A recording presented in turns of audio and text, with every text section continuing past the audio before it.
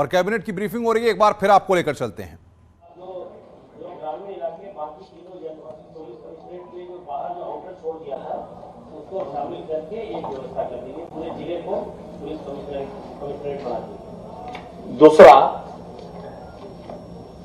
जनपद सिद्धार्थनगर में सरयू नहर राष्ट्रीय परियोजना से संबंधित नहर निर्माण हेतु सिंचाई विभाग की भूमि उपलब्ध कराए जाने के संबंध में यह मैटर है 1972 से यह चल रहा था। इसमें लगभग 14 लाख हेक्टेयर सिंचाई और 9 जिले प्रभावित होंगे। हमने मेन नहर तो बना दी, लेकिन साइड की रजवाहे और माइनर बनाने के लिए हमको जमीन नहीं मिल रही थी, तो उसको हमने एक्सचेंज किया है। चीफ सेक्रेटरी की अध्यक्षता में एक कमेटी गठित हुई थी। उस कमेटी के रिकमेंडेशन के आधार के ऊपर यह जमीन का परिवर्तन हुआ है। इसमें कैंपियरगंज, जो खास तौर से जनपद सिद्धार्थनगर का हिस्सा है, वहां से जो कैंपियरगंज की शाखा 25 किलोमीटर से लेकर 39 किलोमीटर के मध्य जो स्थान आता है, उसमें खास तौर से रजवाहों और माइनर्स का निर्माण हो सकेगा। ये हमने जमीन का जो अभी तक हमारे सामने इशू था वो हमने रिजॉल्व कर लिया। वन विभाग की जमीन हम ले लेंगे 0.8460 हेक्टेयर, जो वन विभाग के लिए निष्प्रयोज्य थी, जो किसी प्रकार से उनके लिए उपयोग में नहीं आ रही थी, और इतनी ही जमीन हमने सिंचाई विभाग की उनको दे दी। इस प्रकार से ये मैटर रिजॉल्व हो गया। अब हमने सिंचाई की जो सुविधा बढ़ाने की दृष्टि से इस कार्य को अंजाम दिया है, और जल्दी ही इसमें माइनर और रजवाहों का निर्माण होगा। उसके माध्यम से हम ज्यादा से ज्यादा लोगों को सिंचाई की सुविधा उपलब्ध करा सकें। इसके अतिरिक्त कनहर सिंचाई परियोजना के अंतर्गत भी नहर प्रणालियों के लिए आवश्यक 127.1637 हेक्टेयर वन भूमि के बदले में 160760 हेक्टेयर गैर वन भूमि इसके हस्तांतरण के संबंध में यह भी उसी प्रकार की योजना है। यह सोनभद्र जिले की है, वो सिद्धार्थनगर की थी, और यह सोनभद्र की दुद्धी तहसील के स्थित ग्राम भीसुर में ग्राम कोरची एवं ग्राम कुदरी अर्थात कुल 160 हेक्टेयर गैर वन भूमि कृषक भूमि प्रभागीय वन अधिकारी रेणुकूट वन विभाग प्रभाग रेणुकूट सोनभद्र के नाम हस्तांतरित की गई।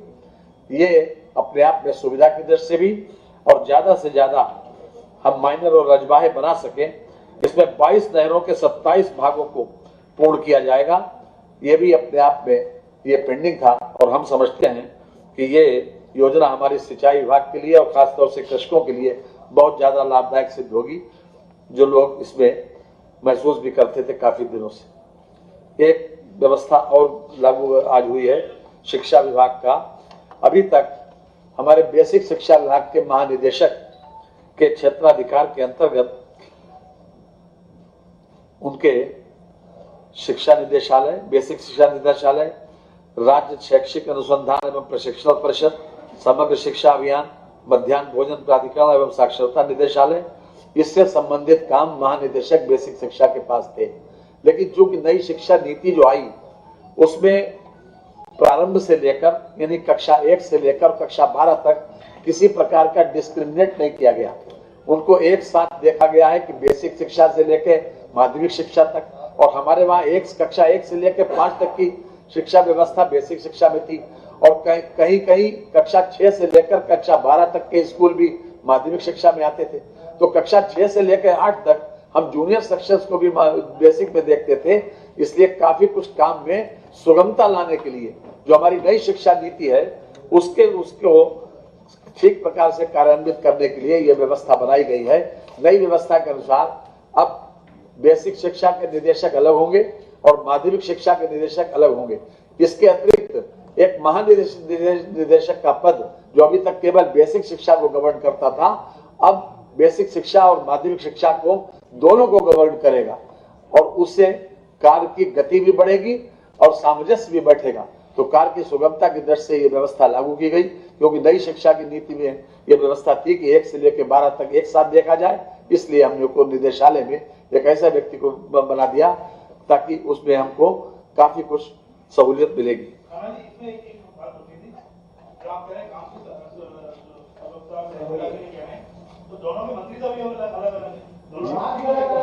ऐसा है, निदेशालय एक किया है, सचिवालय भी एक नहीं किया। निदेशालय एक किया, दोनों के निदेशालय को कभी कभी होता क्या था कि कक्षा 6 से लेकर 8 तक की जो ट्रांसफर पोस्टिंग की स्थिति थी, या कक्षा 6 से लेकर 8 तक के विद्यालय वो माध्यमिक से भी डील होते थे और बेसिक से भी डील होते थे, इसलिए ये किया गया। ऐसा है, अब आप देख लीजिएगा, हमने निदेशालय दोनों के इस प्रकार से किया है कि दोनों के निदेशालय अलग करेंगे। उनको गवर्न करने वाला एक महानिदेशक का पद है, जो अभी तक केवल महानिदेशक का पद केवल बेसिक शिक्षा को देखता था, अब उसके क्षेत्राधिकार के अंतर्गत ये माध्यमिक भी आ गया। ये किया है, मिल जाएगा, आपको मिल जाएगा, पहले मिल जाएगा हुजूर। अरे साहब, मैं तो हर बात मानने को तैयार हूं, आपकी क्या चिंता की। एक व्यवस्था जनपद वाराणसी में एकीकृत मंडल स्तरीय कार्यालय का निर्माण के संबंध में ये एक योजना बनाई गई थी। इसमें 2021 में राजस्व विभाग का एक शासनादेश था कि जिसके तहत राजस्व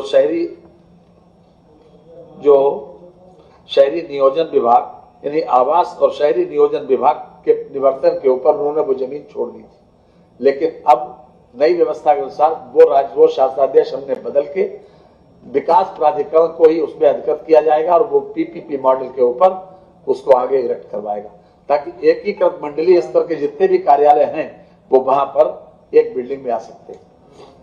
मेरे 5 विषय हो गए। अब मैं अनुरोध करूंगा आदरणीय श्री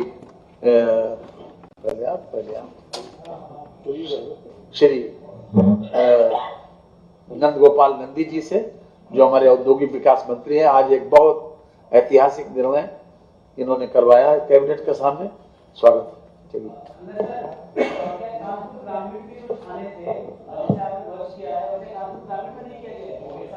जी, मैंने बताया चारों, 6 लखनऊ के, 12 बनारस के और 14 कानपुर के।